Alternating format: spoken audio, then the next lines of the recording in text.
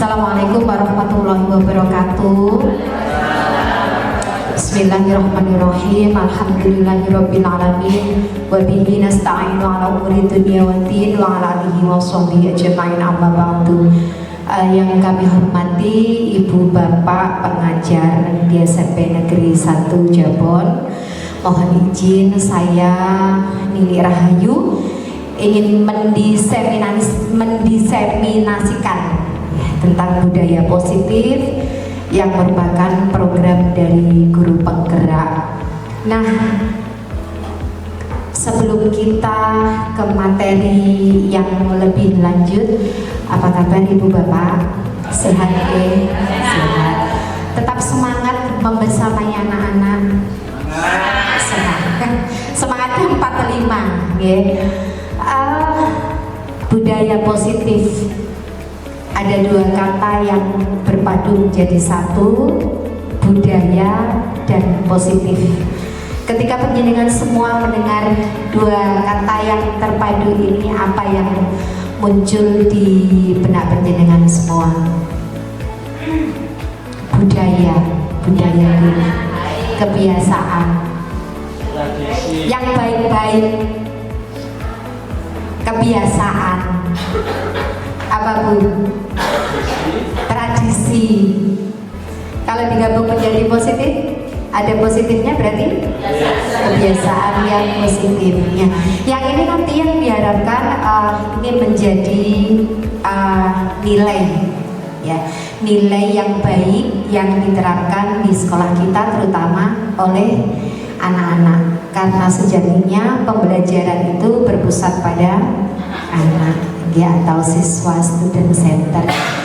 Ibu Bapak, sebelum itu ada beberapa pernyataan yang ingin saya tanyakan ke Ibu Bapak sebagai awalan, ya. Ada 5 pernyataan tentang budaya positif di sekolah kita. Kalau pernyataan ini menurut penjenengan benar, tolong ucapkan buka sidik jos. Terus seperti? Buka sidik jos. Kalau pernyataan di depan itu menurut penjenengan salah, monggo mengucapkan ngopi dhisik masih. Siap ya? Pernyataan yang pertama, disiplin positif membiarkan siswa berperilaku semaunya tanpa batasan atau aturan. Ngopi dhisik masih. Ngaten nggih? Nggih. Memangnya ngopi dhisik Mbak E. Ngopi dhisik Mbak E gitu. Setuju ya? Kenapa kok harus ngopi? Berarti jawabannya salah. Berarti jawaban. Ada dari penjenengan yang punya alasan kenapa pernyataan ini salah? Ini Bu, ada batasan tanpa aturan, tanpa batasan. Kalau kita harus berlaku kan harus ada batasan-batasan, norma-norma tertentu yang diikuti di masyarakat. Ada norma-norma tertentu yang diikuti di masyarakat. Disiplin positif membiarkan siswa berperilaku semaunya tanpa batasan atau aturan. Betul, setuju ya? Karena di masyarakat itu sejatinya ada aturan atau norma yang mengikat. Baik, untuk pernyataan yang kedua, elemen utama dari budaya positif di sekolah meliputi komunikasi yang efektif, rasa saling menghargai, dukungan emosional, keterlibatan semua pihak, serta penerapan disiplin yang mendidik. Apa jawabannya Ibu Bapak? Buka sidik jos, mantap. Setuju ya? Oke, lanjut. Yang ketiga, disiplin positif berarti tidak memberikan konsekuensi apapun terhadap perilaku buruk siswa. Kopi bisik masih, berarti jawabannya salah. Ada yang ingin berpendapat kenapa pernyataan ini salah? Karena pernyataan tersebut menyebutkan bahwa disiplin positif berarti tidak memberikan konsekuensi apapun terhadap perilaku buruk siswa. Padahal setiap perilaku itu pasti ada konsekuensinya, baik itu buruk maupun baik. Jadi seharusnya konsekuensi itu tetap diberikan, apalagi perilaku ini adalah perilaku yang buruk. Terima kasih, tepuk tangan untuk Bu Dwi. Setuju ya jawabannya?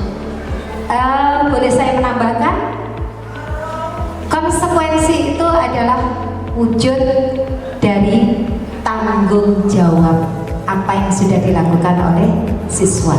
Gak hanya siswa saja, kalau gurunya juga melakukan kesalahan, maka dia juga harus bertanggung jawab terhadap kesalahannya. Baik, yang selanjutnya, pernyataan yang keempat, disiplin positif tidak efektif dalam menangani perilaku yang sangat mengganggu atau berbahaya. Disiplin positif tidak efektif dalam menangani perilaku yang sangat mengganggu atau berbahaya. Gimana nih? Ngopi dulu. Ngopi dulu. Ngopi dhisik masih.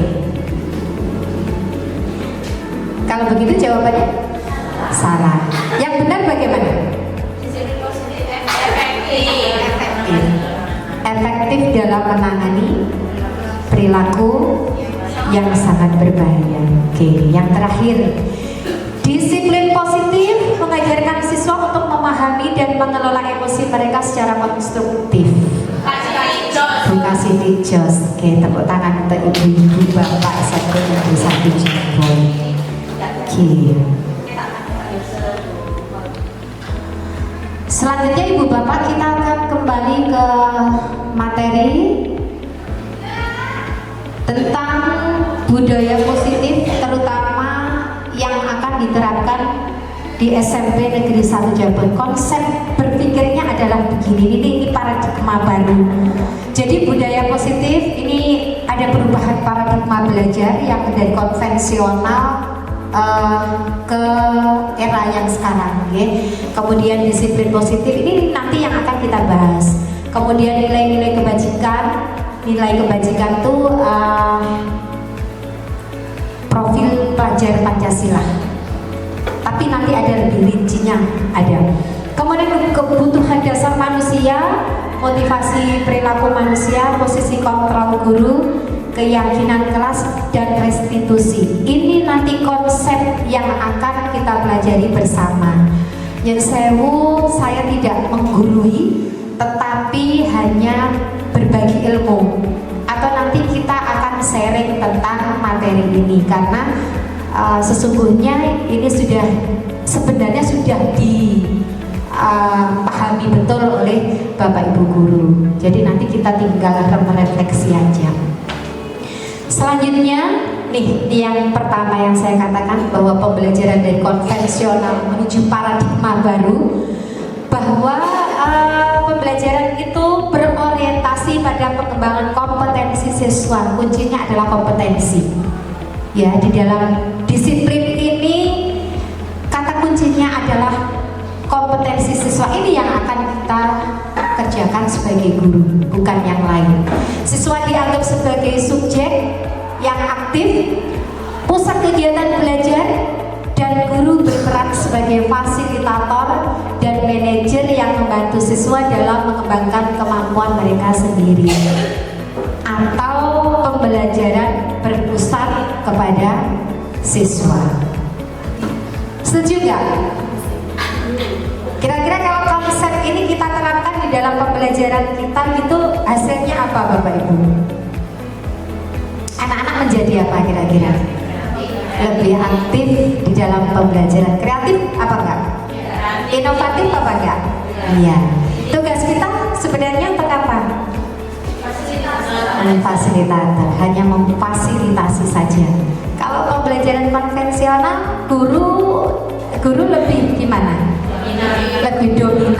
ya dari teacher center kali dulu. Ini paradigma ini yang insya Allah kita semua sudah melaksanakan, tinggal menambahkan poin-poin yang kira-kira belum gitu.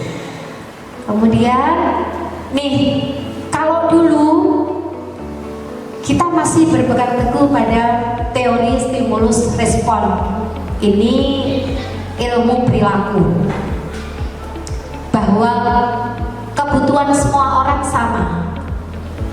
Mari kita bayangkan kalau ini terjadi pada murid. Kalau kita menyamakan kebutuhan murid, jumlah murid kita berapa?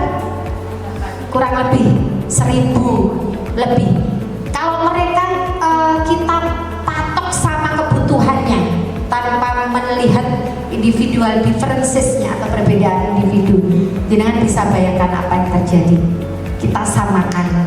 Nah, ini dulu ya, yang harus kita ubah. Kemudian kalau sekarang ada yang namanya teori kontrol. Dulu kebutuhan semua orang sama. Kalau sekarang kebutuhan semua orang tidak sama. Artinya murid ya, kebutuhan murid itu tidak sama. Itu yang harus kita pahami. Apalagi sekarang kita sudah mengenal gaya belajar mereka tentu berbeda, minatnya juga berbeda, bakatnya juga berbeda, kemauannya juga berbeda. Maka dari itu perubahan inilah yang harus kita pahami, Bu Bapak nih. Harus mulai mengerti bahwa setiap anak itu mempunyai karakteristik yang berbeda. Kemudian yang kedua, guru mencoba mengubah murid agar berpandangan sama dengan guru. Penjenengan dulu pernah merasakan ini, Mbak, kalau waktu SMP SD itu dipaksa untuk sama dengan guru ya. Ya, kalau sekarang maka tugas kita adalah harus mengerti bahwa siswa itu memiliki gambaran yang berbeda. Selanjutnya, perilaku buruk siswa dilihat sebagai sebuah kesalahan.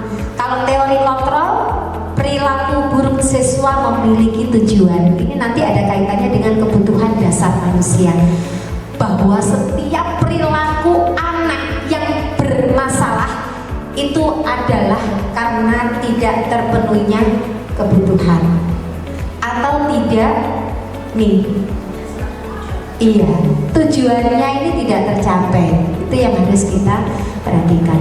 Kemudian di teori stimulus respon, guru bisa mengontrol murid dan model berpikir menang atau kalah. Kalau sekarang guru tidak bisa mengontrol murid dan model berpikirnya menang-menang, win-win ya, win-win solution. Kemudian orang lain bisa mengontrol siswa. Kalau teori kontrol, hanya siswa yang bisa mengontrol diri sendiri.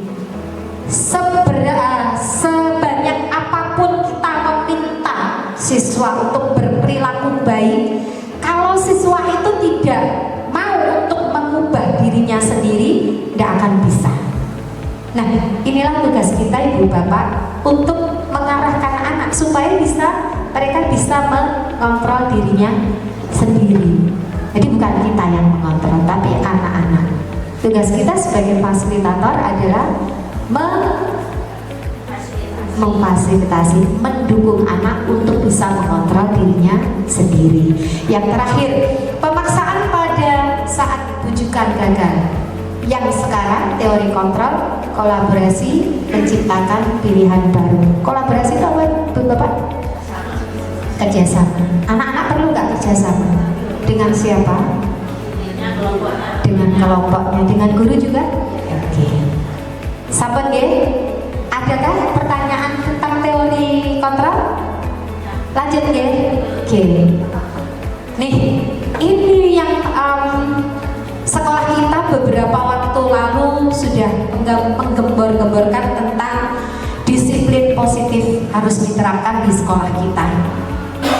Mengingat begitu pentingnya bahwa tujuan disiplin positif adalah untuk menanamkan karakter pada diri siswa. Apalagi Merdeka Belajar tujuannya adalah karakter dan karakter. Kita pelajari dulu Ibu Bapak tentang konsepnya ya. Nih, dalam rangka menciptakan lingkungan sekolah yang positif, Lingkungan sekolah yang positif itu yang gimana, Bu?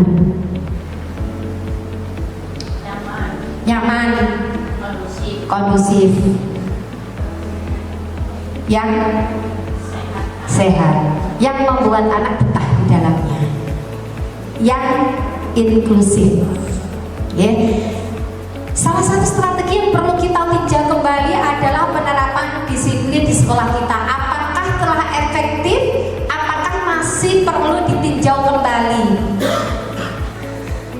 Sekolah kita masuk yang mana ini? Sudah pas disiplin positifnya atau perlu ditinjau kembali, Ibu Bapak? Perlu ditinjau kembali. Kira-kira saat ini yang perlu ditinjau kembali itu disiplin yang mana? Atau mungkin Ibu Bapak ingin merefleksi diri sendiri? Atau ini, pernahkah di antara Ibu Bapak memberikan bukan disiplin positif tetapi sebuah hukuman? Ya, apakah itu perlu di hukuman perlu atau benar? Nah, perlu efek jerahnya. Nanti kita akan belajar hukuman, konsekuensi dan restitusi. Ya, nanti penjenengan bisa merefleksi diri. Saya lebih banyak memberikan hukuman, konsekuensi atau restitusi. Ya, lanjut. Disiplin positif merupakan unsur utama dalam terwujudnya budaya positif yang kita cita-citakan di sekolah kita.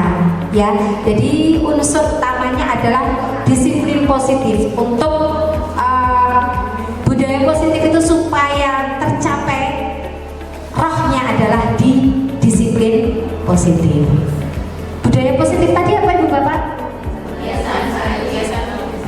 Kebiasaan baik. Nanti rohnya di sini. Kalau anak-anak ini disiplin positif, maka yang namanya budaya positif itu pasti tercipta otomatis. Oke, guru berpendapat bahwa kalau saja anak-anak bisa disiplin, pasti mereka akan bisa belajar. Setuju nggak? Setuju ya? Mendisiplinkan anak-anak adalah bagian yang paling menantang dari pekerjaan guru. Oke, napa mboten? Menantang. Kalau di eranya digital, apa Ibu Bapak yang paling menantang untuk mendisiplinkan anak-anak? Penggunaan HP atau gadget. Ini yang paling menantang. Lanjut ya. Nih, ini Ibu Bapak. Kita tuh sering, ayo anak disiplin supaya begini, tapi kita tidak tahu artinya disiplin yang sebenarnya. Disiplin itu adalah, nih menurut Diana, ini Ibu Bapak, pengikut disiplin, disipel, pengikut. Maka seseorang harus paham betul alasan mengapa mereka mengikuti satu aliran, sehingga motivasi yang terbangun adalah motivasi intrinsik, bukan ekstrinsik. Jadi tugas kita nanti adalah menumbuhkan motivasi yang tumbuh dari dalam diri anak-anak, bukan kita yang selalu mendorong. Supaya apa? Tidak tergantung. Kalau anak-anak, coba Ibu Bapak penjenengan bayangkan, kalau motivasi itu muncul dari dirinya sendiri, mungkinkah tanggung jawab itu terjadi? Sangat. Sebaliknya, bila disiplin itu kita yang mendorong, apa yang terjadi? Anak-anaknya belum tentu bertanggung jawab dan akan mengulang kesalahan yang sama. Nah ini Ibu Bapak, Bu Tia, coba penjenengan baca Bu, tugas pendidik di dalam disiplin positif itu tugasnya apa Bu? Tugas pendidik yaitu menciptakan anak-anak yang memiliki disiplin diri sehingga mereka bisa berperilaku dengan mengacu pada nilai-nilai kebajikan kebajikan universal dan memiliki motivasi intrinsik bukan ekstrinsik. Terima kasih Bu Pia. Paham ya Ibu Bapak ya? Jadi tugas pendidik adalah menciptakan anak-anak yang memiliki disiplin diri secara intrinsik. Caranya gimana? Tantangan. PR buat kita. Ini disiplin positif. Intinya adalah siswa menggali potensinya menuju kepada sebuah tujuan, sesuatu yang dihargai dan bermakna. Siswa menggali potensinya menuju kepada sebuah tujuan, sesuatu yang dihargai dan bermakna. Bisa diartikan bahwa kalau anak-anak itu sudah tahu potensinya, pendidik sebagai fasilitator adalah mengarahkan. Potensinya itu diarahkan kemana Ibu Bapak? Kalau di dalam kegiatan intrakurikuler? Prestasi. Kenapa Bapak? Prestasi. Akademik, non akademik, non akademik. Bisa akademik, non akademik. Ya, potensi apa saja kira-kira selain potensi apa Bapak? Bakat? Ya, bakat minatnya. Ini kalau ini nanti kita bisa kerjasama dengan guru bimbingan dan konseling. Ya, jadi bakat anak-anak itu sudah dihimpun datanya di BK. Penjenengan jangan ragu-ragu untuk meminta bocoran kepada guru BK tentang bakat dan minatnya anak-anak itu sudah dihimpun ya, dari hasil tes IQ di kelas 7. Jadi untuk tes IQ itu sebenarnya untuk panduan kita di dalam mengenali karakteristik peserta didik. Manakah di antara mereka yang IQ-nya low sampai high? Itu sejatinya adalah karakteristik peserta didik. Kemudian bakat, minat, hobi, bahkan hobi itu sudah ada di BK. Monggo nanti penjenengan kerjasama kolaborasi dengan guru BK-nya. Nah, pernyataan yang salah, siswa patuh pada peraturan dihubungkan dengan hukuman ketidaknyamanan. Ini pernyataan yang salah. Kalau disiplin positif bukan seperti ini, tetapi yang ini ya. Disiplin positif tidak harus dengan memberikan hukuman tadi yang sudah saya kasih pengantar. Justru itu adalah salah satu alternatif terakhir dan kalau perlu tidak digunakan sama sekali. Tetapi nanti kita akan mempelajari tentang hukuman, konsekuensi dan juga restitusi.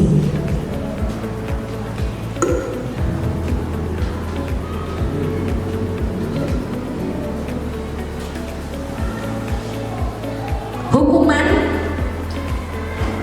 dan konsekuensi. Sebentar, saya sebelum materi ke sana, saya ingin minta tolong Ibu Bapak untuk menyebutkan pernyataan di bawah ini termasuk hukuman atau konsekuensi. Pernyataan yang pertama. Coba Bu, nggak kelihatan? Bu Manis kelihatan ya? Kelihatan ya? Kelihatan ya? Coba bunyi dengan baca Bu. Hukuman atau konsekuensi. Yang nomor 1, karena kamu berbicara tanpa izin di kelas, kamu harus tinggal setelah sekolah dan menulis, saya tidak akan berbicara tanpa izin di kelas sebanyak 100 kali. Hukuman atau konsekuensi? Hukuman. Yang Hukuman ya? hukuman. Lanjut, Sinten, Bu Sarifah, yang kedua. Yang kedua, karena kamu berbicara tanpa izin di kelas, mari kita diskusikan mengapa aturan berbicara itu penting dan bagaimana kamu bisa lebih baik dalam mengikutinya. Setelah itu, kamu bisa membantu menyiapkan materi untuk pelajaran berikutnya sebagai bentuk tanggung jawab.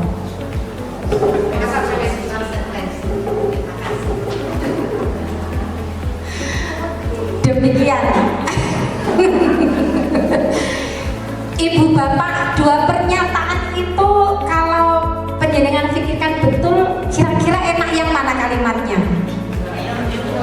enak yang nomor 2. Tapi enak dilaksanakan betul. Ribet. Sebentar. Kenapa kok tidak enak? Apa tantangannya? Untuk mengucapkan yang nomor 2 ini apa tantangannya? Karena perlu, ya menurut saya kalau yang di nomor 2 itu berarti kita kan harus berdiskusi dulu dengan anak tersebut, membangun kesadaran dia bahwasanya berbicara tanpa izin di kelas itu ternyata sesuatu yang mengganggu. Jadi kita bangun kesadarannya, dan itu adalah tantangan yang terbesar. Gitu ya. Butuh waktu khusus. Butuh waktu khusus. Nah, intinya bahwa dari dalam diri kita itu menyadari betul ya, menyadari betul belum sebelumnya secara emosi siap untuk melakukan itu, karena memang tantangannya besar, kesabarannya diuji. Nah, maka dari itu ibu bapak perlu nggak kiranya kalau sebagai pendidik juga mengontrol emosi? Perlu ya. Nah, kalau emosinya sudah terkontrol, kira-kira yang nomor 2 ini terlaksana betul? Terlaksana. Insya Allah begitu. Kalau kita menuntut anak-anak untuk bisa mengontrol diri seperti teori kontrol kita, apakah kita juga perlu memahami teori kontrol tadi ya? Sangat perlu. Kira-kira setelah materi budaya positif ini nanti bisa diterapkan gitu ya Guru Wani? Insya Allah. Bismillah. Bismillah. Terima kasih. 2 pernyataan aja.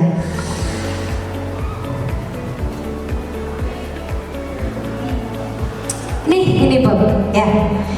Ibu bapak hukuman konsekuensi kelihatan betul?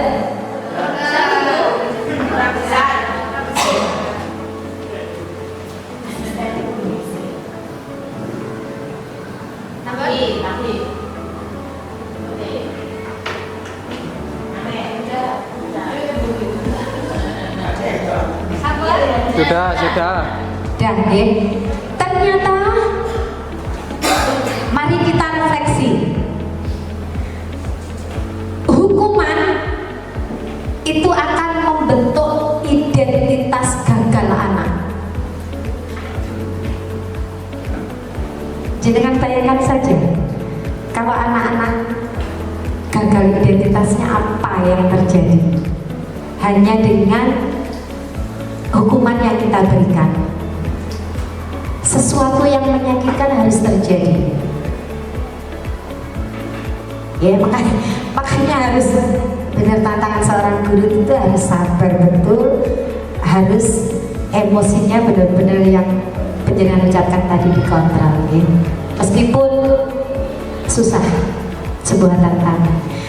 Kemudian kalau mau anak-anak itu identitasnya sukses, menjadi disiplin, maka yang perlu kita berikan adalah konsekuensi atau restitusi. Yang paling baik adalah yang ini, nanti kita akan belajar sama-sama. Mau anak identitas gagal atau identitas sukses ibu bapak? Sukses nih,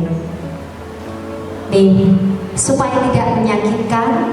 Kalau konsekuensi itu sesuatu harus terjadi. Misalkan kalau anak tidak membuang sampah, kalau anak membuang kotor, maka konsekuensinya adalah membuang sampah pada tempatnya. Bukan anak membuang kotor disuruh lari 10 kali lapangan.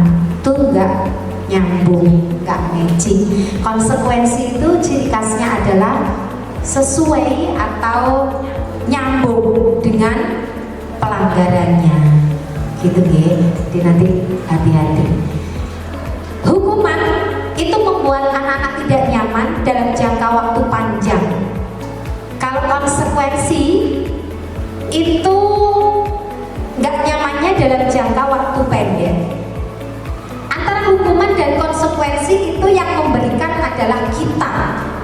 Kalau restitusi ibu bapak, semua tanggung jawab itu yang membuat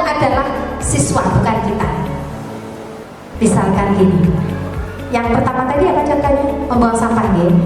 Anak-anak tidak membuang sampah. Kalau dihukum, kamu harus mencatat 100 kali, itu hukuman. Kalau konsekuensi, kamu membuang sampah pada tempatnya, itu konsekuensi. Kalau restitusi, kita bertanya, apa yang akan ya, jika sampah berserakan, itu restitusi. Jadi semua usaha perbaikan atau solusi itu kita kembalikan ke siswa. Kalau di BK itu restitusi itu sama dengan konseling. Kalau di ibu bapak itu di restitusi namanya. Jadi kalau BK selalu di dalam konselingnya tidak pernah mencari solusi untuk anak-anak, mencarikan solusi atau memberikan solusi untuk anak-anak. Itu bukan restitusi. Jadi ibu bapak nanti membiasakan diri, biarkan anak-anak yang mencari solusi. Ngaten nggih ibu bapak, setuju nggih? Nah, lanjut. Biasa. Terus putih? Biasa. Iya, karena kita memang belum terbiasa. Nanti setelah ada materi ini dibiasakan ya.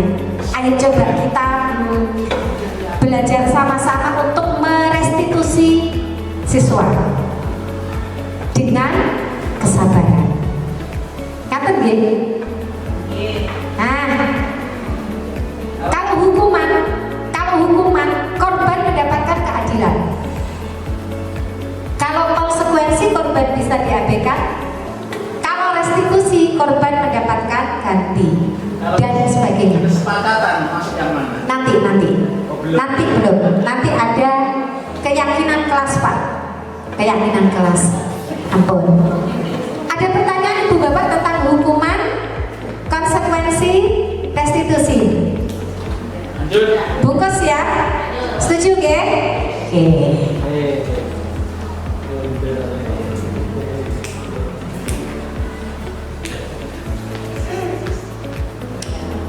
Nih sudah tadi ya disiplin.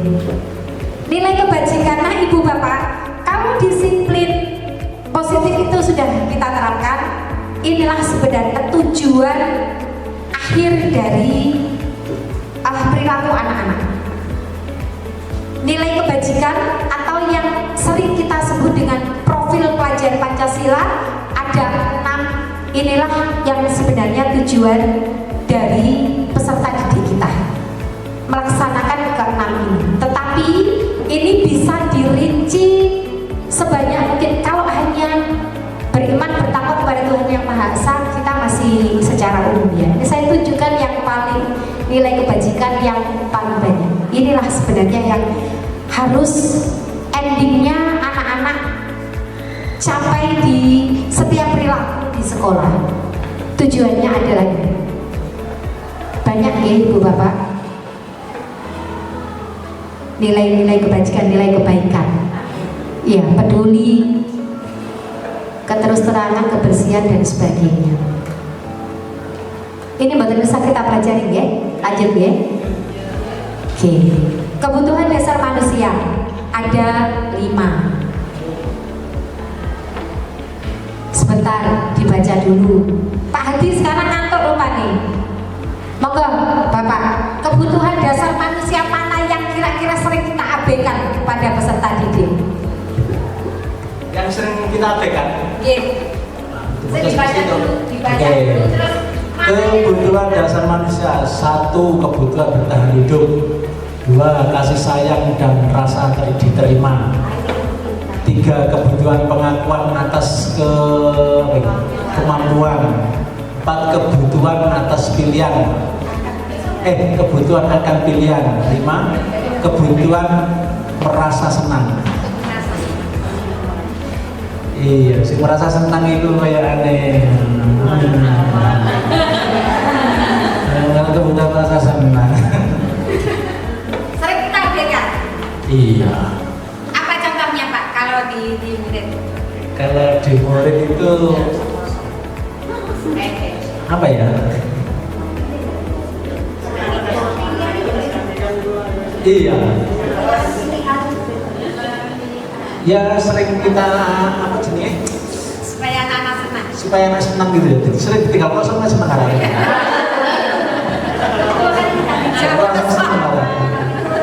Itu termasuk salah satu apa jenis kurikulum sekarang ya, menyenangkan siswa. Iya, pilihan. Terima kasih. Sinten? Apa? Nggak usah pakai mic, langsung aja. Mangga silakan. Mungkin kalau menurut saya itu yang nomor 3 itu. Yang nomor 3. Kebetulan akan pengakuan, jadi kurangnya apresiasi. Kurangnya apresiasi. Kita sesama teman, dengan murid juga sering kali melupakan itu, Bu. Apa contohnya? Yang paling sederhana, yang paling simpel penghargaan untuk anak-anak yang paling simpel apa Ibu Bapak? Tepuk tangan. Kalau anak-anak sudah mengerjakan tugas dengan baik, terima kasih. Itu simpel ya. Bagus, good job kalau bahasa Inggris. Apa dia bahasa Inggris good job ya? Oke. Kalau bahasa Jawa Bu Tia? Bahasa Jawa. Matur nuwun. Ternyata kalimat-kalimat simpel itu mampu menggugah anak-anak menjadi lebih semangat. Ya, bentuk apresiasi. Apresiasi, ya. Apresiasi itu tidak hanya sekedar nilai ya. Bukan, kalau nilai itu kan pasti untuk tolak ukur, tetapi kalimat-kalimat yang membuat anak-anak bahagia dikaitkan dengan nomor 5 Pak Adi. Bila anak-anak sudah ternyata nyambung ya, ternyata dengan apresiasi kebutuhan akan senang itu tercapai. Nggak harus jam kosong, tetapi apresiasi ternyata membuat anak-anak merasa senang. Kalau kebutuhan akan pilihan, Bu Bapak, contohnya apa? Kebutuhan akan pilihan. Jadi anak-anak diberi kesempatan untuk memilih. Ya, memilih apa kira-kira? Memilih pasangan. Memilih kelompok belajar sesuai gaya belajarnya. Memilih apa lagi? Sesuai circle-nya, sesuai minatnya. Pinter-pinter. Ya, tapi perlu nggak kira-kira anak-anak dikelompokkan dengan circle-nya? Suatu saat perlu. Iya. Iya. Sefrekuensi. Oke. Sudah Bu Bapak ya, kebutuhan dasar manusia paham ya. Mudah-mudahan kita nanti bisa menerapkannya tekan anak. Lanjut. Nih, Pak Adi, ternyata nih keyakinan kelas. Apa sih bedanya dengan kesepakatan kelas? Kalau penjenengan membaca kesepakatan kelas dengan keyakinan kelas, enak mana? Enak mana? Enak keyakinan. Apa bedanya kesepakatan dengan keyakinan? Kalau kesepakatan? Kalau sepakat belum tentu yakin. Kalau yakin pasti sepakat ya? Belum tentu juga. Ada yang ingin berpendapat enak mana?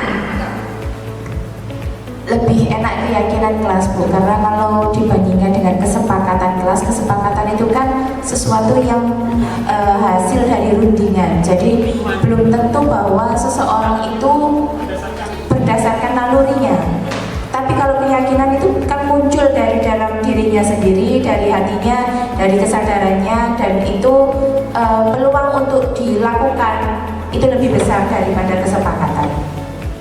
Oke, terima kasih. Tepuk tangan untuk jawabannya. Ada lagi mungkin yang menambahkan enak mana kesepakatan dengan keyakinan?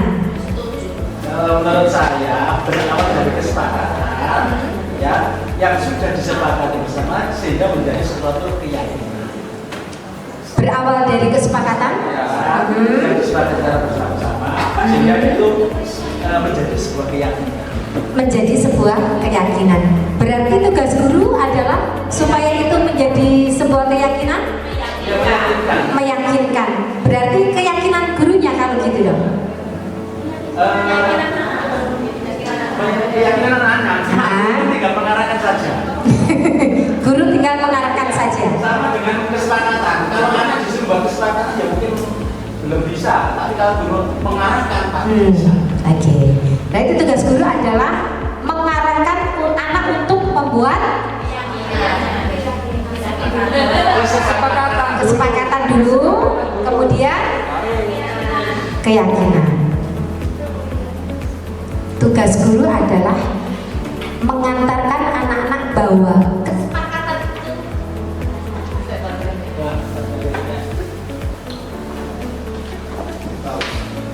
Oke. Ibu Bapak, tugas kita tadi apa? Mengarahkan anak untuk membuat kesepakatan kelas dulu, baru menjadi keyakinan. Kira-kira kalau keyakinan kelas itu disusun kapan? Awal tahun ajaran baru. Berarti setelah ini ya. Jadi setelah ini setiap ibu bapak membuat keyakinan kelas G. Judulnya keyakinan kelas G. Sepakat ya? Kesepakatan kelas atau keyakinan kelas? Keyakinan kelas. Ya, jadi diubah. Kalau dulu kesepakatan kelas, sekarang menjadi keyakinan kelas. Lanjut. Posisi kontrol guru. Penjenengan masuk yang mana ibu bapak? Penghukum, tak bacakan aja ya. Kalau identitas, kembali ke identitas gagal tadi. Kalau anak-anak mau gagal, maka tugas penjenengan adalah sebagai penghukum atau pembuat orang merasa bersalah.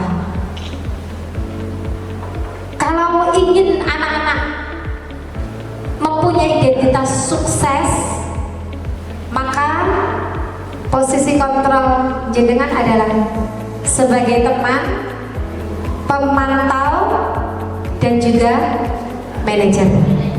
Mau yang mana ibu bapak? Kalau menurut saya sebagai teman saja. Sebagai teman saja. Karena bisa loss, nggak ada sesuatu yang ditutupi. Oke, sebagai teman. Sebagai teman. Ada kalanya sebagai teman, ada kalanya sebagai pemantau, ada kalanya sebagai manajer. Kalau yang ini bahkan ya, sesuai dengan hukuman, konsekuensi dan restitusi, berarti ini bahkan ya, bahkan. Sampun lanjut. Nih, kalau penghukum penjaringan waos piyambak. Kalau penghukum, inilah kalimatnya yang mungkin penjaringan setiap harinya kira-kira masuk yang mana ibu bapak? Manajer Pak Adi manajer. Bu Erna masuk yang mana? Kok nggak kelihatan?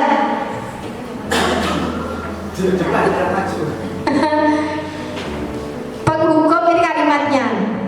Bu Tia kira-kira selama ini sudah menjadi yang mana Bu? Yang teman. Yang teman.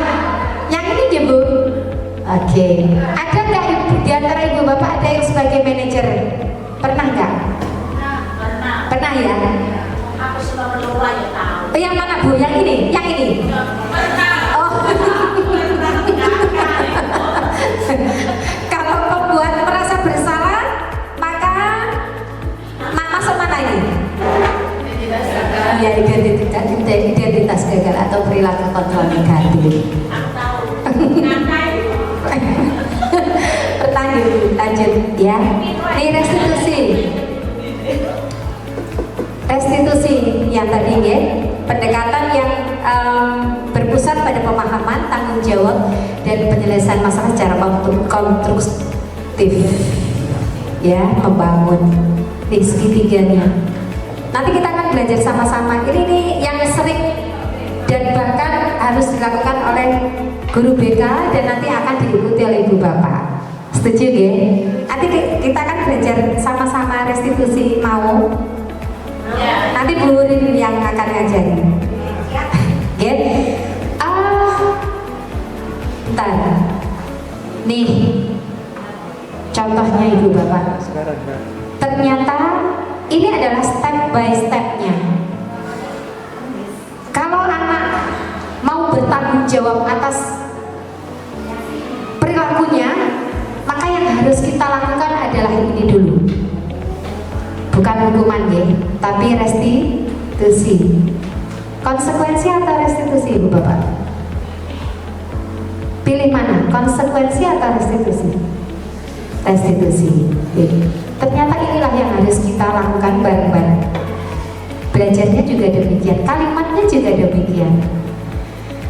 Yang pertama, menstabilkan identitas. Tujuannya adalah mengubah identitas anak dari orang yang gagal karena melakukan kesalahan menjadi orang yang sukses. Ini contoh kalimatnya. Berbuat salah itu tidak apa-apa. Tidak ada manusia yang sempurna. Kamu berhak merasa begitu. Bukan gini. Bersalah, gitu katanya. Kata gini. Bersalah, aja, gitu ya. Ternyata bukan begitu, ya. Kemudian kita juga perlu memvalidasi tindakan yang salah. Kamu pasti punya alasan mengapa melakukan hal itu. Tujuannya adalah ini memahami kebutuhan dasar siswa. Dan yang terakhir ini bisa menjadikan kaitkan dengan keyakinan kelas yang sudah kita bentuk. Jadi setiap kesalahan atau pelanggaran anak-anak itu selalu kita kaitkan dengan keyakinan kelas. Makanya keyakinan kelas itu selalu nyambung dengan restitusi. Jadi ibu bapak sebenarnya lebih dipermudah adanya keyakinan kelas dengan restitusi. Karena apa? Kalau keyakinan kelas itu sudah dipampang di depan kelas, kita tinggal merefleksi dengan meminta pertanggungjawabannya anak dengan restitusi ini. Kita nggak usah repot-repot membentak-bentak anak, tinggal mengingatkan aja apa keyakinan kelasnya. Ngaten nggak setuju deh? Bu Erma itu biasa cerik-cerik aja nang kelas ya. Bentak gurunya. Iya, lanjut, terima kasih. Sama-sama. Iya, ibu bapak, kira-kira dari budaya positif yang sudah kita pelajari bersama siang ini, adakah yang masih mengganjal dalam diri ibu bapak? Monggo kita diskusikan bareng-bareng. Ada ya? Gini, apa Bu Dwi? Nanti kita merestitusi teman-teman kita. Terus seperti tentang Ya, terima kasih. Jadi kalau saya pribadi, sebenarnya restitusi ini memang sesuatu yang baik ya, dimana anak itu kan dibiasakan untuk membangun kesadaran dari dirinya sendiri sehingga nilai-nilai kebajikan itu bisa dia laksanakan tanpa harus kita tegur dulu, tanpa harus kita suruh dulu. Tapi untuk membangun itu tadi, menyadarkan itu tadi, itu menurut saya masih menjadi tantangan yang besar. Karena selama ini saja saya tanya seperti kepada anak-anak itu, biasanya kalau di awal itu Bu saya tanya, cita-citamu apa Du, apa Le? Itu saja mereka masih belum tahu. Bahkan sampai kelas 9 pun yang mau lulus itu tahun kemarin juga seperti itu, tidak tahu. Jadi tujuan dan masa depan mereka itu masih belum bisa menggambarkan dan merencanakan saya harus seperti apa. Jadi intinya adalah butuh tantangan.